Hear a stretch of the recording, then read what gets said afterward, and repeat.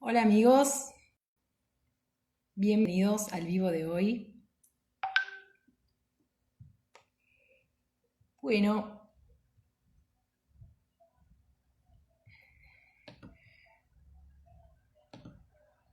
hola Erika, hola Mauro, ¿cómo andan? Bienvenidos al vivo de hoy. ¿Me escuchan bien? Hola Fran, bienvenidos a todos. Hola Euge, hola Alba. Bueno, hoy vamos a hablar vamos a entrevistar a María Martí. Vamos a hablar sobre el objetivismo y sobre Ayn Rand. Perfecto, gracias Fran. Se sumó Unidos Buenos Aires. Bueno, vamos a hablar sobre Ayn Rand, su filosofía del objetivismo, que me parece magnífico. Hola, hola María.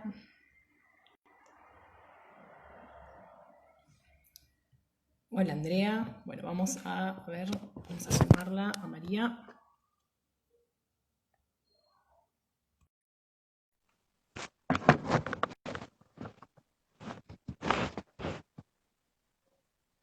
Bueno, ahí ya le mandé. Acá Hola estamos. María, ¿cómo estás? Bien, todo muy bien. Un placer estar aquí con vos. Igualmente lo mismo digo, gracias por ser tan generosa y nada, y participar de esta entrevista. Te lo agradezco un montón.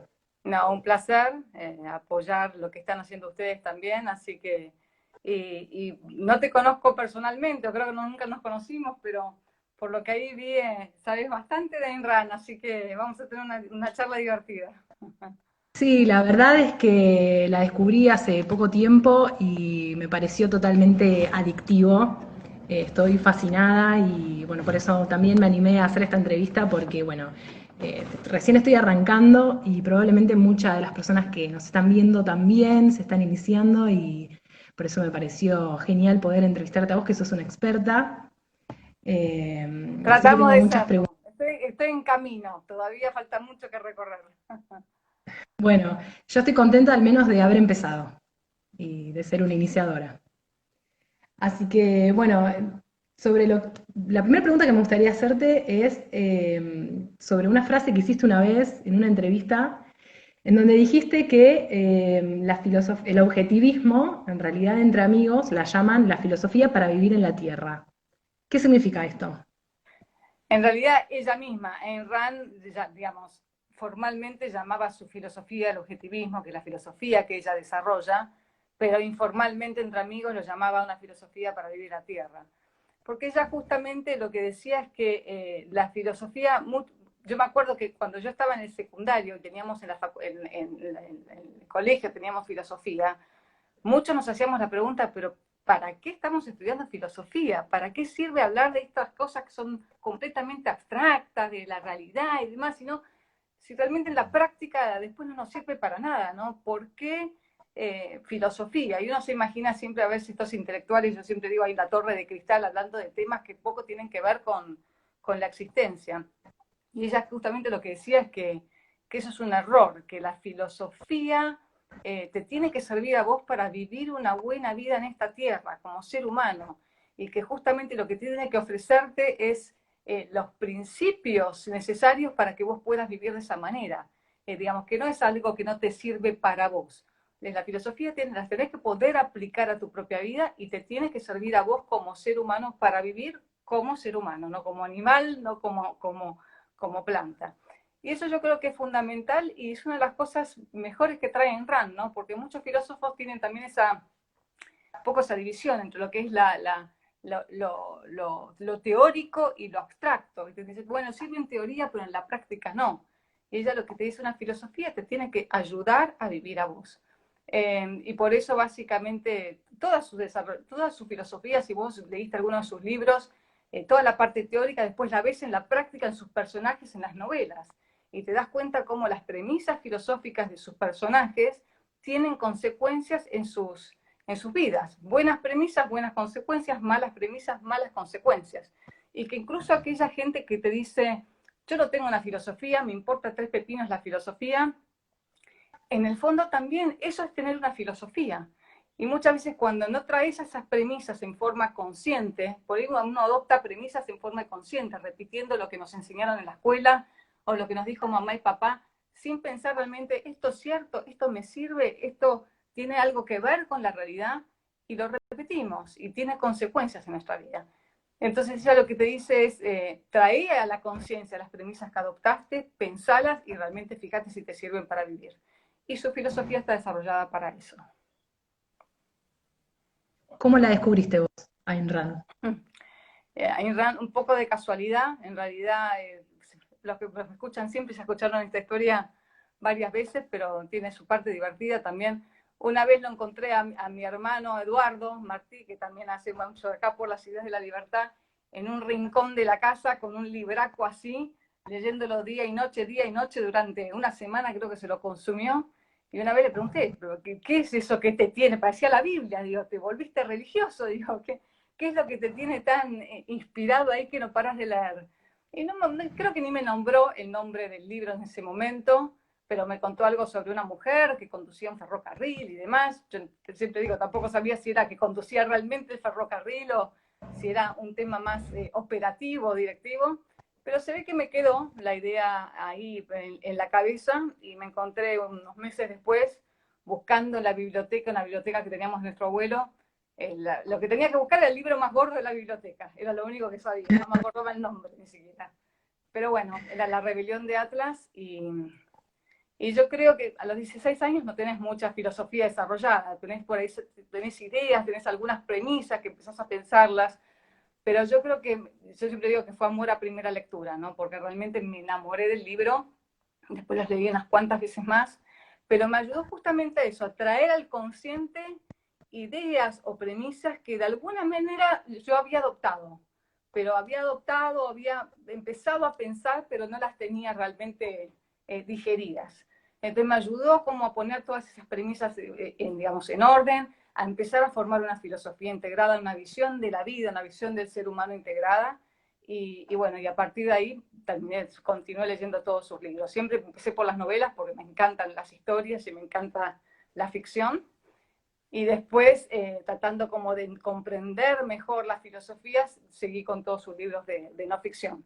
Y después seguí estudiando siempre, hice un curso de filosofía con el Ayn Rand Institute, y bueno, todo eso me llevó acá.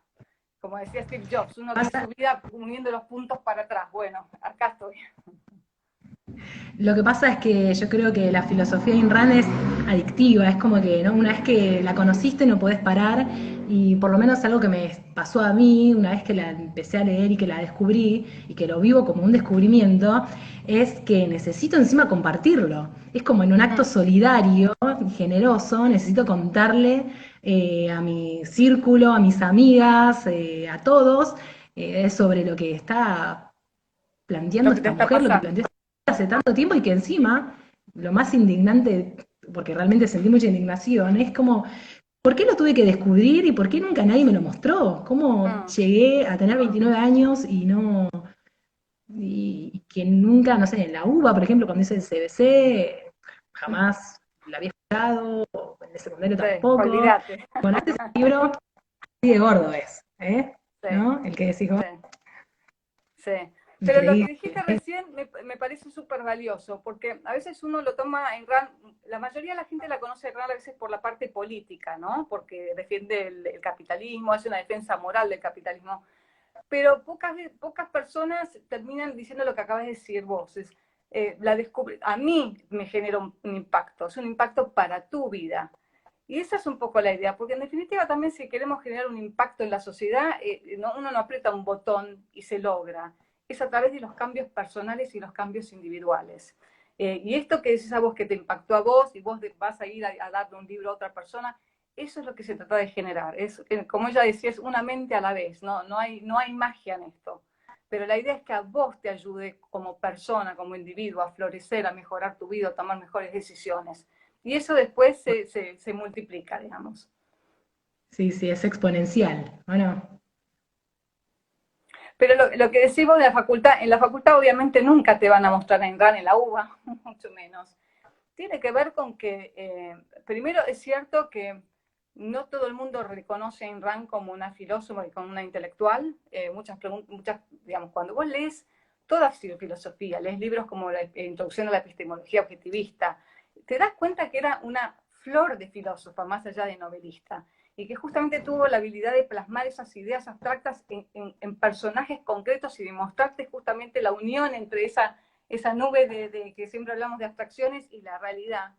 Pero yo creo que una de las cosas que tenía, que a mí me gusta y me atraparon de ella, era que hablaba simple. Vos lees una novela de Ayn Rand y la entendés. Vos lees un libro como La virtud del egoísmo o La filosofía quien la necesita y la entendés.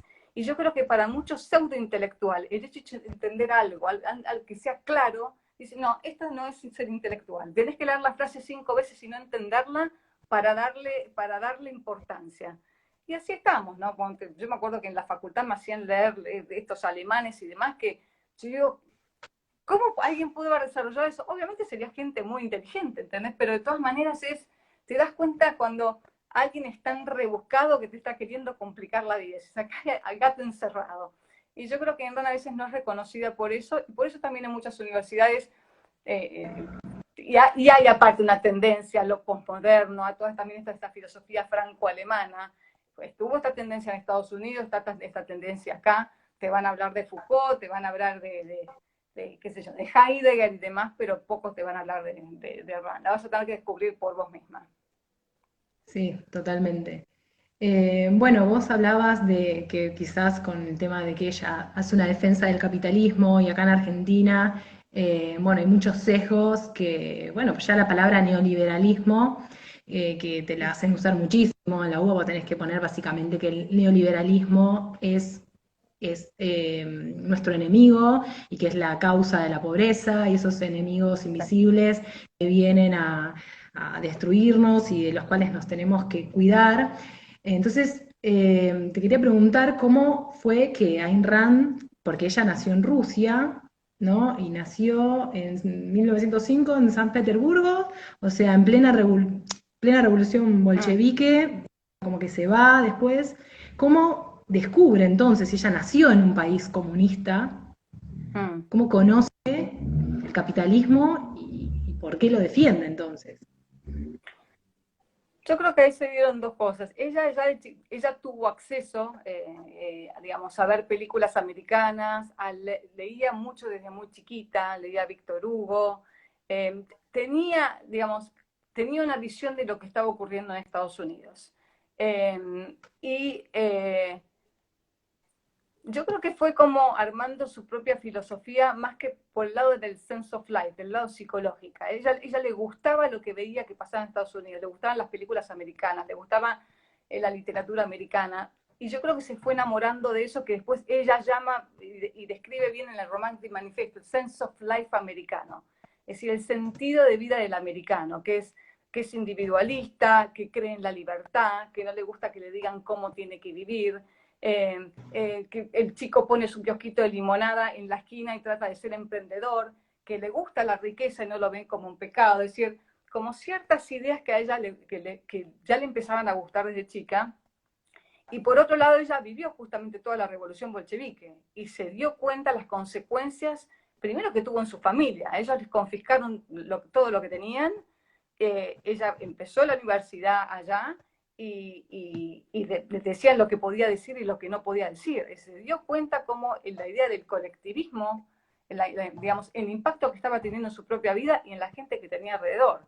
Y un poco por eso también los padres terminan consiguiéndole una visa para que se vaya a Estados Unidos a visitar a su familia, porque ya para los 21 años, que es cuando ella se va a Estados Unidos, ya tenía, no te voy a decir que no tenía su filosofía completamente armada, pero era una mujer o una joven, digamos, que no se iba a callar lo que pensaba y que corría en riesgo su vida. Entonces dijeron, más vale, nos la mandamos allá, aunque no la veamos más, pero por lo menos sabemos que va a estar viva. Y ella decía que era muy irónico que una individualista como ella, pues se consideraba la más individualista del mundo, tuviera que nacer en un país tan colectivista, digamos, como lo que fue la Unión Soviética. Así que, pero bueno, yo creo que también toda esa experiencia que ella tuvo la ayudó justamente a desarrollar su filosofía, ¿no? Porque al vivirlo en carne propia, podés decir, no, esto funciona y esto no funciona. Y habría que ver si hubiera podido desarrollar tan bien su filosofía si no lo hubiera vivido. Bueno, algo que nos hacen leer mucho en la facultad es a Mm. Rousseau. Y bueno, Rousseau planteaba que a favor del sacrificio de algunos individuos y a favor del bien común estaba justificado, ¿no? Sí, Como es como una filosofía colectivista y comunista. Y sí. Ayn Rand decía que, bueno, que los términos eh, había que definirlos antes de darle una valoración. Entonces, por ejemplo, se refería en este sentido al egoísmo, como que el Mm. egoísmo estaba mal interpretado, esto que hablas vos de quizás también del Sí. individualismo. Pero qué, o sea, uno escucha la palabra egoísmo y dice, bueno, está mal, digamos. ¿Cómo sos individualista y egoísta? O sea, eso es un valor negativo, Perdón. eh, ¿no? Que es algo que nos enseñan desde chicos. Eh, ¿Qué significa el egoísmo para ella? Sí, perdón, se me fue un poquito, por eso me quedé trabada, pero sí.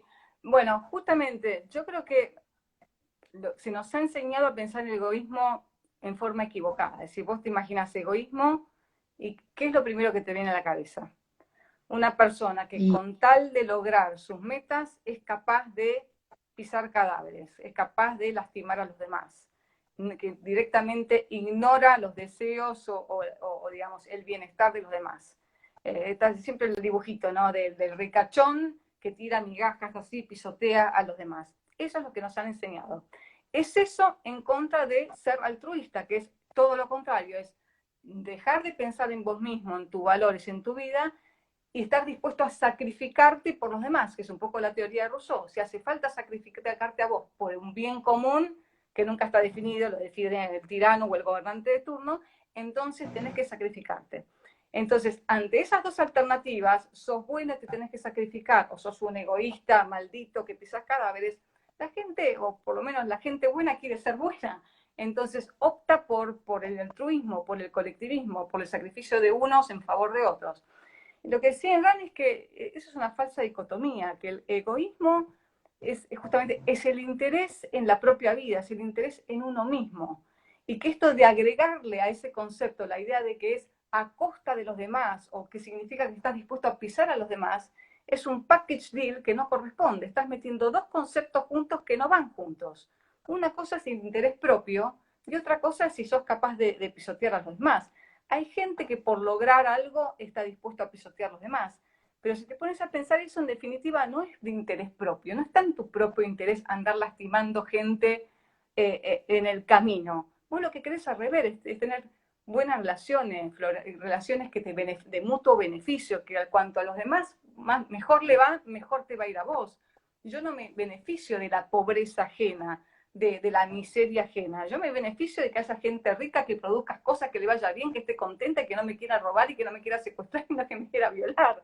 Es decir, esa idea de que es en beneficio propio que a los demás les vaya mal como una especie de suma cero es completamente errada. Entonces yo decía, hay que volver a entender lo que es el egoísmo. El egoísmo es que tenés interés tu máximo interés sos vos, es tu vida, que no tenés que por qué sacrificar tus propios valores por los valores de los demás, y que justamente esto, que no sos un animal sacrificable a los demás, que tu vida importa, que tu vida es un fin en sí mismo. Entonces, básicamente redefine el concepto de egoísmo, y cuando lo entendés así, te empieza a cambiar toda la perspectiva, porque yo creo que parte del gran problema que hay en el mundo, pero concentrémonos en Latinoamérica, es esta mentalidad de que tenemos que sacrificarnos por los demás para ser buenos. Y si te pones a mirar todas las medidas políticas y económicas, desde que te cobren fortunas en impuestos hasta la redistribución de la plata, los planes sociales y demás, parte de la premisa justamente altruista de que está bien sacrificar a algunos en beneficio de otros. Entonces, mientras no cambies esas ideas éticas, vamos a pasar de Macri a Fernández, a Kirchner, a quien quieras, pero en el fondo van a implementar con más corrupción o menos corrupción las mismas ideas. es hermoso el mensaje y tan claro como lo estás diciendo que me emociona. Me gustaría agregar algo interesante también que tiene que ver con esto de cómo pensar en el otro y si el otro ni siquiera sabe lo que quiere como individuo? Es decir, ¿cómo vamos a pensar en los beneficios del otro si el otro a su vez está pensando en el otro y ni siquiera existe, digamos, esa sabiduría, saber lo que necesita un individuo, ¿no? Yo creo que ahí hay dos planos. Uno es como seres humanos que necesitamos, ¿no? Porque vos y yo podemos ser diferentes, tener distintos sueños y distintos proyectos, pero compartimos una misma naturaleza y hay cosas que objetivamente son buenas y malas para nosotras como ser humano, digamos. La libertad es algo que es bueno, pensar es algo que es bueno, producir es algo que es bueno, la propiedad privada es algo que es bueno. Y si uno lo comprende desde el punto de vista objetivo, es decir, bueno, esto es lo que realmente necesitamos. Por otro lado, somos individuos, y es lo que decía antes, vos tenés tus proyectos, tus sueños, tus habilidades, que yo por ahí tengo otras completamente diferentes. Entonces, partir de la pregunta que me habías hecho, me voy por las ramas y después no sé cómo volver. Es como interminable, una cosa te lleva a la otra, no podemos volver Sí, al punto, sí, ya sí, está. No. sí. Lo que Pero decía Flora, acá que me pareció interesante sobre también la influencia del catolicismo en nuestra cultura, el tema de los dogmas y las religiones, esto del Jesucristo que se sacrifica por todos, ¿no? sí, bueno, ahí me acordé un poco. El tema es lo que vos dijiste, planteaste bien, es si siempre el otro tiene que pensar en el otro, es una cosa interminable, porque en el fondo lo que estás haciendo es, bueno, ¿cuándo alguien va a pensar en mí para que me retribuya todo lo que yo pensé en el otro? En definitiva, en vez de concentrarse, que cada uno se concentre en sí mismo y que se conozca a sí mismo, porque esto también nos ha enseñado a el hecho de no pensar en uno mismo, de no ser egoísta, de poner tus intereses de lado para satisfacer lo de los demás, te ha desconectado un poco de vos mismo, de hacer introspección, de conocerte, decir qué me gusta, qué quiero, con qué sueño, qué puedo hacer para lograr mis objetivos. En vez de autoinspirarte a vos para lograr las cosas de tu vida, eso te dice, no, eso está mal, tenés que mirar cómo ayudar permanentemente a los demás. Y terminas a los 80 años mirando tu vida y decir, pucha, todas las cosas que me perdí de hacer por nunca terminar de entender incluso qué era lo que yo quería. Así que creo que eso es parte también del objetivismo, es enseñarte a mirar hacia adentro, a conocerte como ser humano, como tu propia naturaleza, qué necesitas para poder florecer y al mismo tiempo verte como individuo, es decir, qué necesitas vos, Marina, qué necesito yo, María, para poder florecer, qué cosas necesito hacer. Y para eso necesitas libertad, respeto a la propiedad, todas esas cosas que te permiten justamente este desarrollo personal y como ser humano. Me salté Me tu gustaría segunda compartir, pregunta, pero bueno. me gustaría compartir esta anécdota de una entrevista que tuvo Ayn con, bueno, entrevistador le preguntaba, bueno, sobre el egoísmo, Sí. pero bueno, o sea, vos estás casada, ¿no? Le dice él, y ella le responde, sí, estoy casada. Y bueno, ¿y tu marido se mantiene solo o lo mantenés vos? Y ella dice, bueno, sí, yo no lo mantengo, pero si tuviera que hacerlo, lo haría. Pero lo haría por mi propio placer egoísta de hacerlo feliz, o de no hacerlo pasar hambre, o, ¿entendés? Porque como que se confunde a veces, digamos, este concepto de egoísmo. O, por ejemplo, una vez en una entrevista a Ricardo Rojas, alguien le preguntaba, bueno, pero Teresa de Calcuta dio su vida por los demás y eso estaba bien, no puedes decir que eso era algo malo. Entonces, él explicaba que en realidad tenía que ver con un conjunto de valores para ella que estaba satisfaciendo, que era su propia satisfacción de poder ayudar a otro.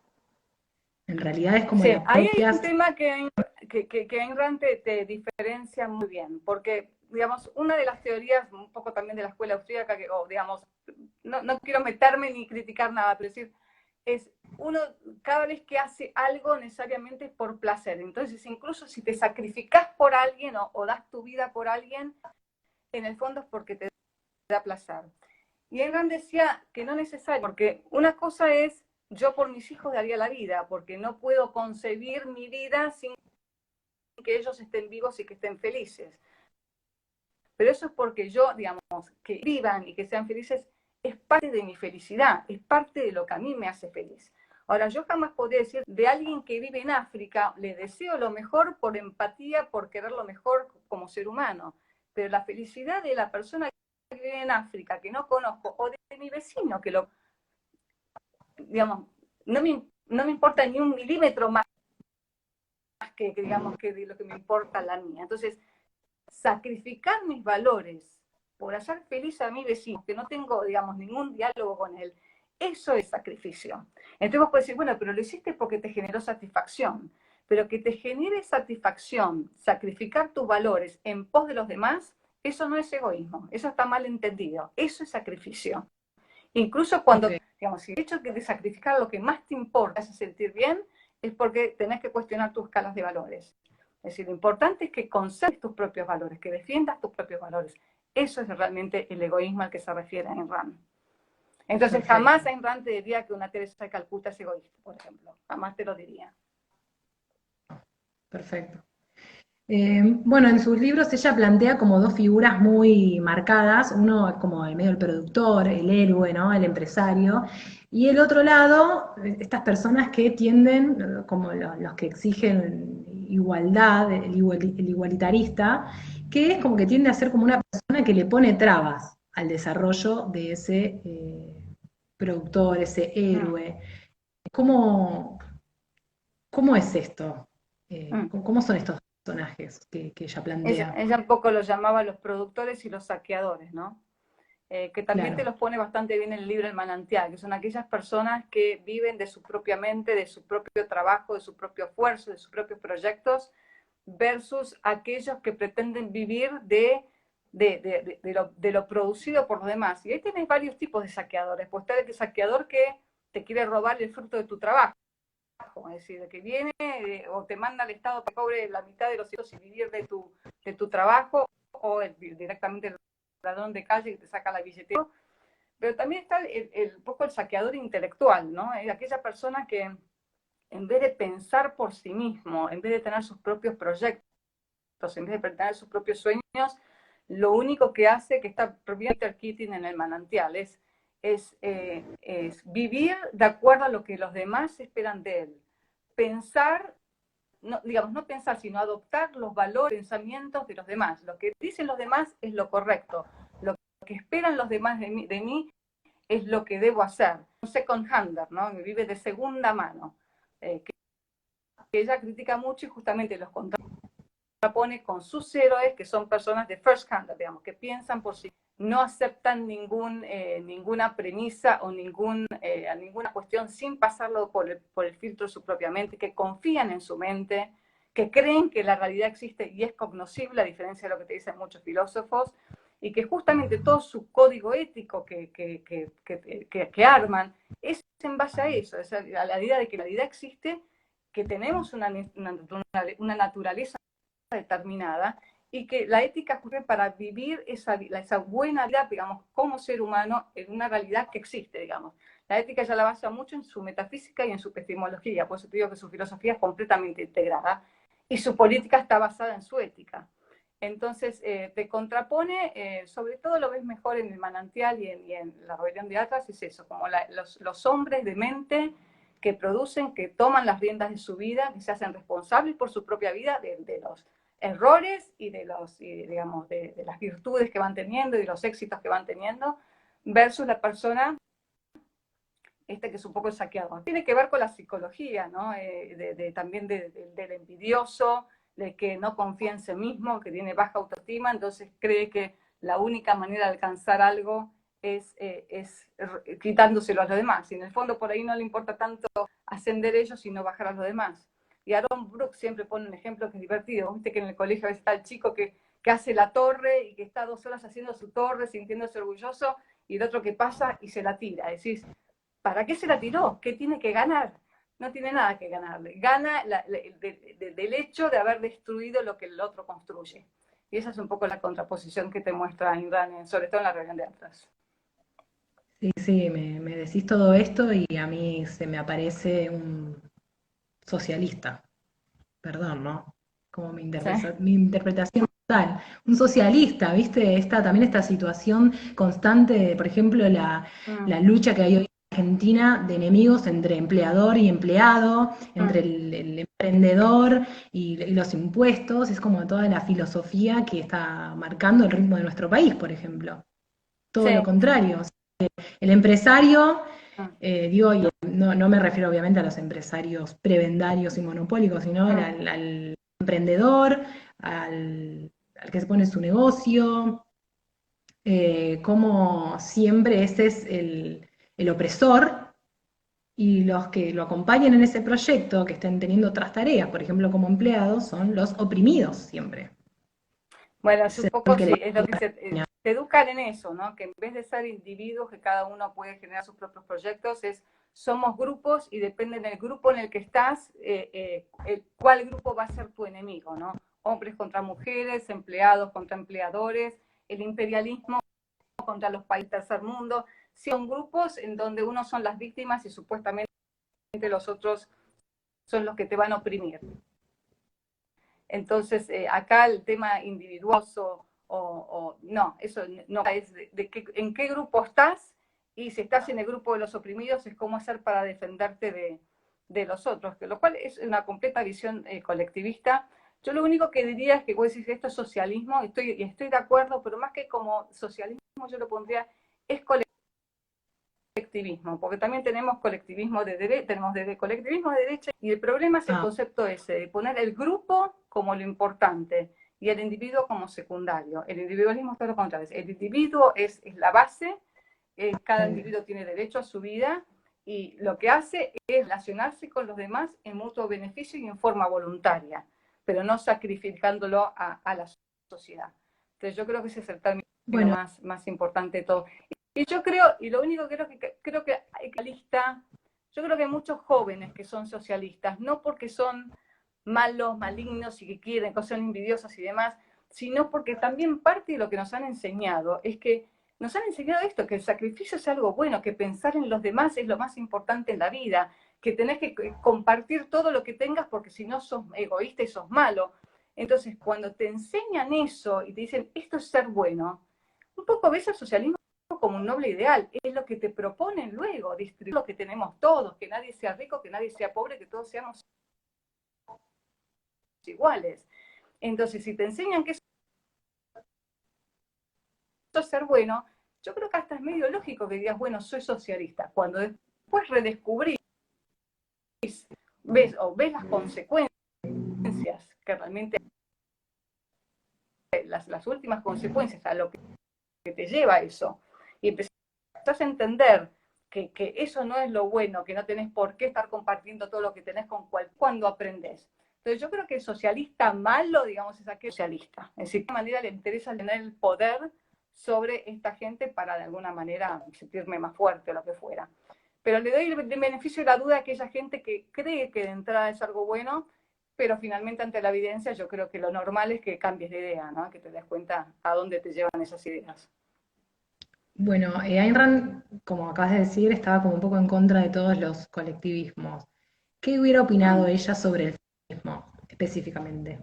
O sea, ¿es ¿Sobre qué? compatible Perdón, el justo te feminismo? cortaste. Ah, sobre el Eh, feminismo. el feminismo, sí, porque el feminismo es un colectivismo. Entonces, ¿es incompatible con la filosofía individualista de Ayn Rand?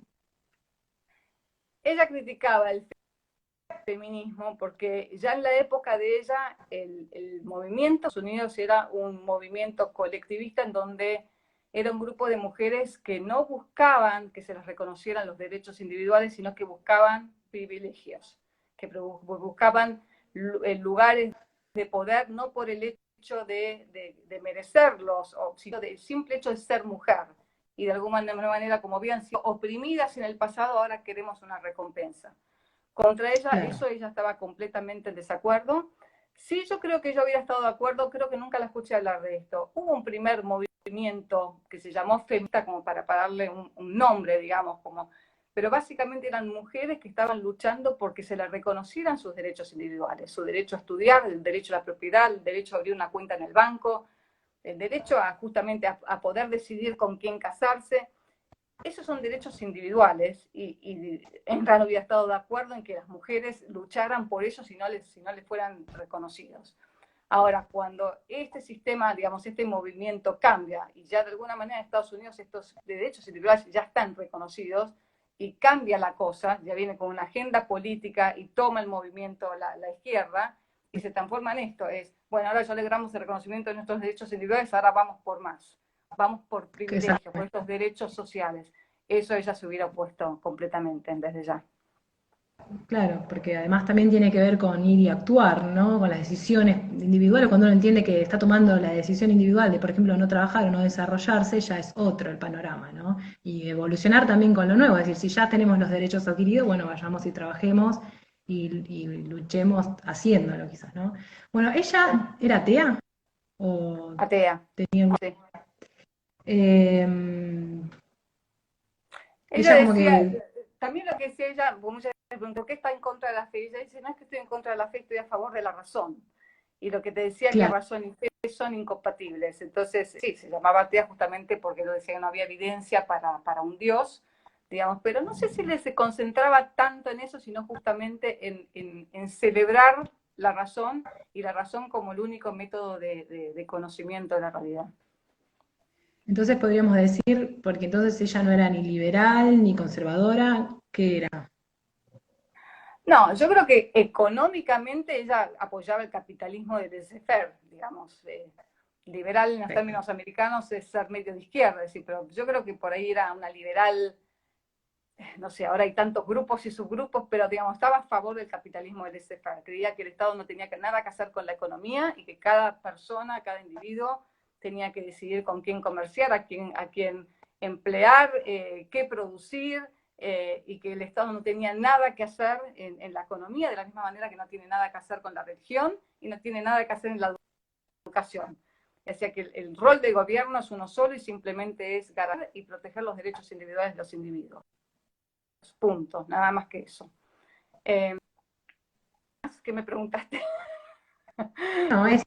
Me voy, En me voy, realidad me uno voy. tiende a pensar, bueno, uno tiende a decir, bueno, yo soy liberal, yo soy libertario, yo soy socialista. Sí, Ella es como una rama distinta, o sea, yo hoy podría decir sí, soy objetivista. sí. Ella te diría, yo soy objetivista.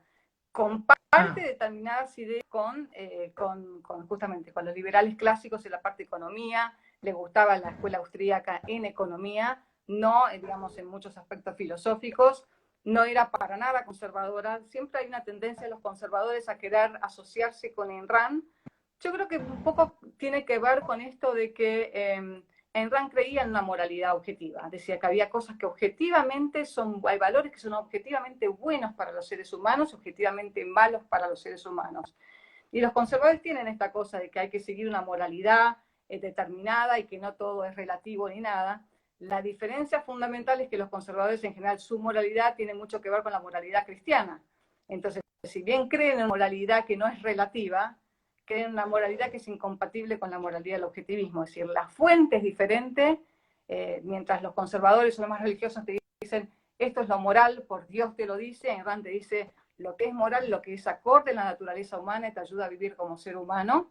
Entonces vas a encontrar un montón de contraposiciones, desde, digamos, para Ayn Rand, el sacrificio de Cristo no es un acto de heroísmo, sino que es un acto completamente inmoral, sacrificarte por gente que era pecadora y decir que tomar eso como una virtud. Entonces, sí cree en la moralidad objetiva, pero poco tiene que ver con la típica moral conservadora, digamos, religiosa. Entonces hay que distinguirse eso. Tampoco era narcocapitalista, porque creía en un gobierno y en un rol de gobierno. Eh, y se diferenciaba un poco de los liberales o digamos, de los libertarios porque consideraba que toda su parte económica tenía un fundamento filosófico y moral.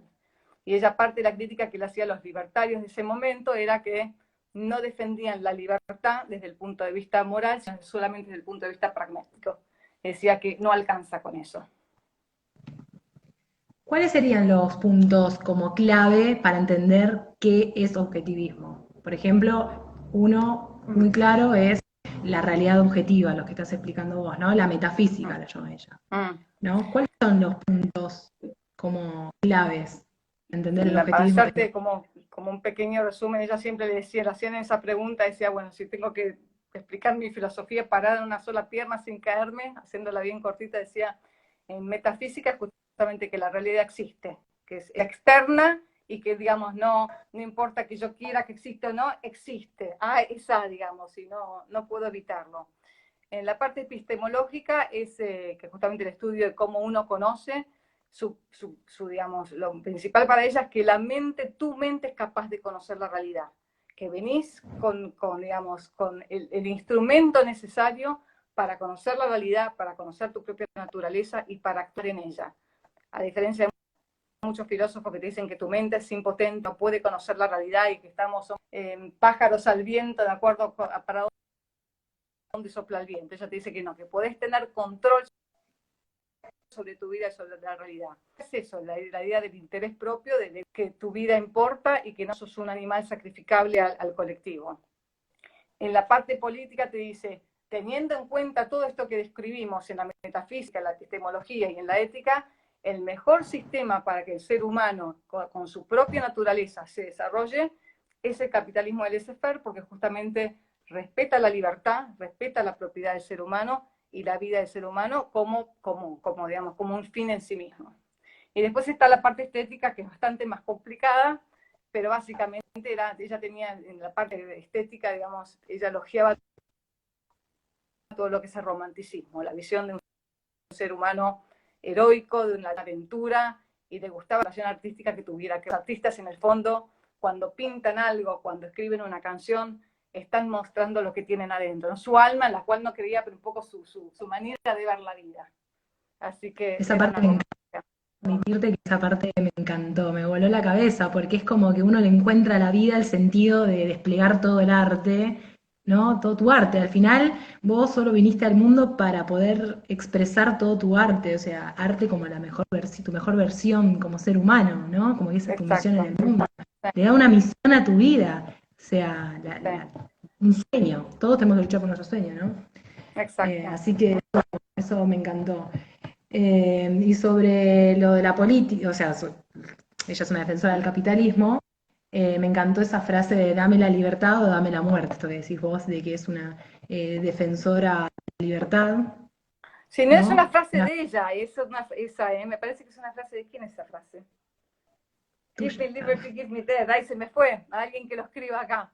Pero es un poco eso, digamos. Ella lo que decía es, parte del sentido de la vida es lograr tus sueños, lograr tus proyectos, ser feliz. Y si no tenés libertad y tenés que estar obedeciendo lo que te digan los demás y tenés que vivir de acuerdo a lo que digan los demás, no es vida. Ella cuando decía que el valor fundamental es la vida y que todos los demás derechos se desprenden justamente del derecho a la vida, pero ella decía, no vida a cualquier costa, digamos, no importa qué. Tiene que ser la vida de un ser humano con las posibilidades que le ofrece eso al ser humano, justamente con la posibilidad de ser feliz y alcanzar tus sueños. Y no es solamente vida biológica, es decir, multipliquemos o contemos la cantidad de veces que respiro y eso es vida. No es solo vida biológica, es vida psicológica, vida espiritual, sentirte contento, sentirte feliz con lo que uno hace, que te sientas satisfecho. Eso es el ser humano, que un poco es lo que nos diferencia de los animales Sí, y de las estos plantas. son como los 5 puntos principales, ¿no? De su filosofía. Creo que podríamos dedicarle un vivo a cada uno porque son increíblemente geniales Sí. y como que no Yo creo que llegamos, la ¿no? Con cada filosofía de Ayn uno. Rand, hay mucha gente que lee 3 páginas de la Rebelión de Atlas y cree que entiende a Ayn Rand, y está, digamos, yo sigo estudiándola después de años y años y me falta muchísimo. Es súper completa y súper compleja el objetivismo. Una vez que lo tenés integrado empiezas a ver las cosas mucho más, pero hay que profundizar, y cuanto más integrado lo tenés, más impacto te genera en su vida. Pero no hay que tomarla a la ligera. La rusa era brava y hay que estudiarla a fondo. Bueno, y para ir terminando, quiero preguntarte, ¿cuál es el mantra que te dejó a vos, Ayn Rand?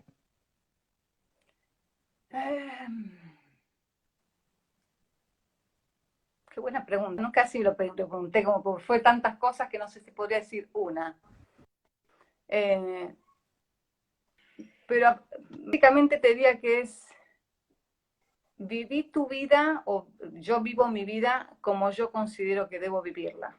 Que no significa manejarme con el capricho del momento, sino con la razón, pero como no anteponer lo que los demás quieren o lo que los demás me digan antes de lo que yo pienso. Sobre todo lo que yo pienso, y siempre pasarlo por el filtro de mi mente.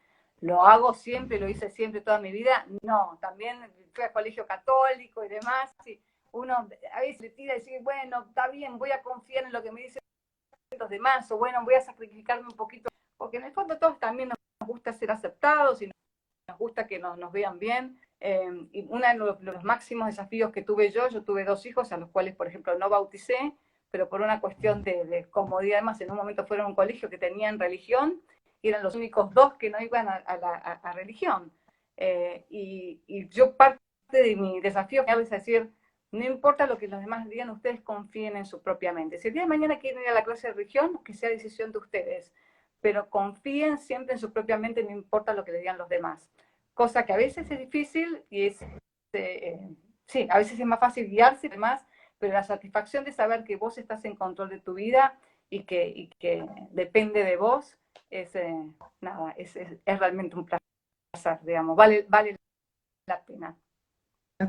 Me parece un mensaje hermoso el que estás dando y sí, como madre encima que hay tantos prejuicios y que uno se siente tan juzgado encima con la crianza que le vas a dar a tus hijos, las decisiones que vas a tomar, es como muy fuerte. Tenés que ser muy valiente también para vivir en nuestro país y tipo vivir con la filosofía de Ayn Rand, ¿o no?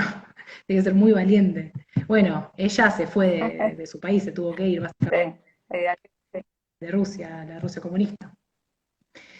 Y a veces cuando vos te das cuenta que no vas a poder cumplir con lo que vos querés con tu vida, yo ahí considero que, bueno, si te tenés que ir, te tenés que ir. Digamos, lo principal es tu vida, digamos, que dar tu vida y sacrificar tu vida por el país. Eso es una idea colectivista. Si lo haces por placer, porque ves el camino y pensás que a vos te genera satisfacción, dale para adelante, pero no como sacrificio. Te estás matando.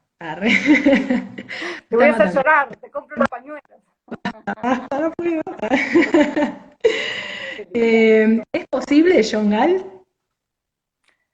Yo creo que sí, yo creo que todas las personas racionales y con buenas intenciones tenemos mucho de John Galt. A veces es muy difícil toda tu vida nunca tener un error y además un poco John Galt te representa también eso, ¿no? Como el hombre en su mejor versión y a veces no todo el mundo o no todos los momentos te ayudan a ser la mejor versión, pero yo creo que sí, que justamente John Galt es un hombre que es racional, es que sus emociones no están en contradicción con su razón y que se ha propuesto ser feliz en esta vida, no sentirse culpable por ser un ser humano, que es otra cosa que también nos han metido mucho, la culpa del hombre pecador, y que no ha aceptado ni los pensamientos ni la forma de vivir de los demás por encima de lo que él considera que debe su vida. Y yo creo que todos podemos lograr eso. Por supuesto, no necesariamente tenés que ser un genio que invente, no quiero ser un spoiler acá, pero un super genio que inventa algo que revoluciona para ser John Galt. Es decir, cada uno con sus habilidades y demás puede serlo en la medida que respetes la realidad, que respetes tu naturaleza y que pongas a tu vida como por adelante. Muy Tenemos bueno. Dagny Taggart nosotros, no me veo John Galt, pero por ahí Dagny Taggart vamos a intentar por ese lado. Cada uno con sus recursos. María, ¿cómo podemos colaborar desde Unidos para seguir promulgando estas ideas tan increíbles de Ayn Rand? ¿Qué podemos hacer? Yo creo que varias cosas. Una de las cosas que se está proponiendo la Ayn Rand Center ahora va a desarrollar un curso que se va a llamar Navegando, que es justamente para explicar a toda aquella gente joven y no tan joven, para quienes quieran, de qué se trata lo que puede ayudar a la propia vida. Estamos empezando un workshop con un psicólogo objetivista de la Francisco Marroquín que se va a llamar también Vivir Objetivamente, en donde vamos a analizar un poco esta mezcla de psicología y filosofía, de cómo justamente vamos a hablar de emociones, de sexualidad, de razón, de relaciones, de todo, justamente para mostrar la importancia que tiene las buenas premisas y la buena filosofía en tu propia psicología y en tu autoestima.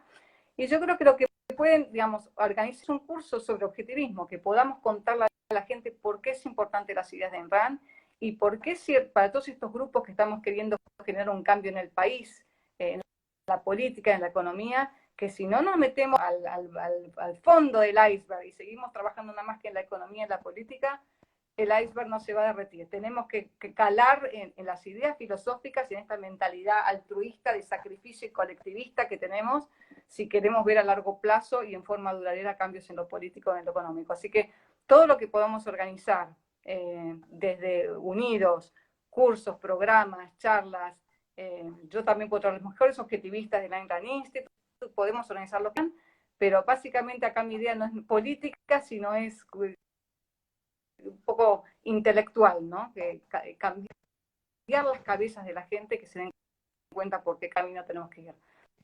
Así que activos y lo que fuera, yo creo que la mejor manera de que pueden colaborar con nosotros y nosotros con ustedes al mismo tiempo. Totalmente. Qué mejor que poder escuchar las ideas de Ayn Rand, es bueno para uno, en principio y después para todos. Bueno, Exacto. Y toda María, la gente que se quiera sumar, nos pueden seguir en Facebook, estamos como Ayn Rand Center Latinoamérica, acá en Instagram Ayn Rand Latam, Twitter Ayn Rand Latam, y ahí vamos comunicando, mandamos newsletters también con todas las actividades que hace el centro, así que todos los que se quieran sumar y conocer un poco más lo que vamos a hacer, síganos en las redes, bueno, que ahí les vamos a informar. ahora cuando subo el vivo, te pido todos estos datos y lo pongo en la descripción para que todos puedan entrar y sumarse. Perfecto, perfecto. Bueno, María, te Malena, gracias agradezco un por la montón. entrevista, me encantó, súper interesante y me gusta tu sense of life. Te agarro para mi lado acá.